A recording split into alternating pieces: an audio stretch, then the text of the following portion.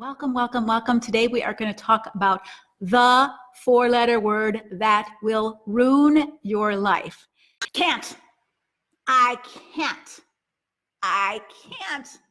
Simple word totally changes the trajectory of your life. I can't go to college. I'm not smart enough. I can't get a job. Nobody would hire me. I can't leave a destructive marriage. I'm not capable of taking care of myself. I can't speak up for myself. What would happen? I can't exercise because I have no time. I can't eat healthy because I don't know what to do or it's too hard to cook. I can't what? What's your I can't? What has held you back from being all the person that God calls you to be because you've believed this word, I can't? If I believe I can't speak up for myself and get a raise. I can't say no to my coworkers. What if they're mad about me? I can't get a different job because I'm not smart enough. So when you believe those I can'ts, what kind of career trajectory do you think you're going to have? Right? Not a good one, not a positive one, because you're limiting your ability and you're limiting your opportunities because of this belief. I can't. I can't say no to my husband. I can't speak up for myself to my husband. I can't tell the truth about what's going on in our marriage. What will happen? Right? And so when we live in I can't, it shapes our story. But what would change if you said to yourself, I can, or even I will? That's another four-letter word, right? A four-letter word that moves you in a different trajectory. I will do it. I must do it.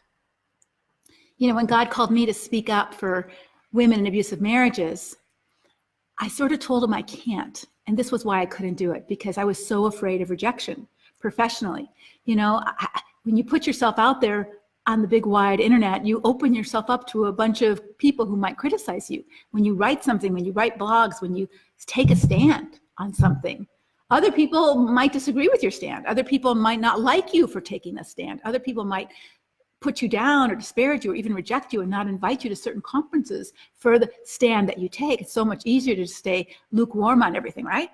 And so when I took a stand, and even the stand around divorce, I believe a woman who's being abused can get divorced. I don't think adultery is the only reason for divorce.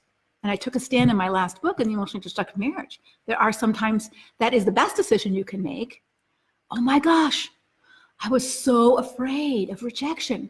And so for so long, I didn't want to take a stand. I said, I can't put myself out there because what if, right? We're afraid to say I can, I will, I must. When you stay small and afraid and you live in fear of rejection, fear of failure, in this I can't mindset, you're not living the abundant life, friend. You are letting Satan win.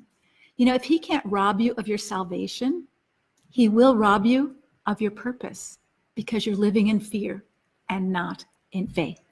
So I would just encourage you, the one word that will totally ruin your life, the four-letter word, there's lots of other words, but the four-letter word that will ruin your life, that you will do to yourself. Some people might say to you, you can't. But if you say to yourself, I can, and I will, and I must, what does that do to your story? Just because we start to say I can or we try doesn't mean it's going to be 100% successful. But as we start to take those steps of faith and move forward in I will and I must, guess what happens to our life? You know, Jesus says something very interesting in John 10:10. He said, I have come that you might have what? Life, and have it abundantly.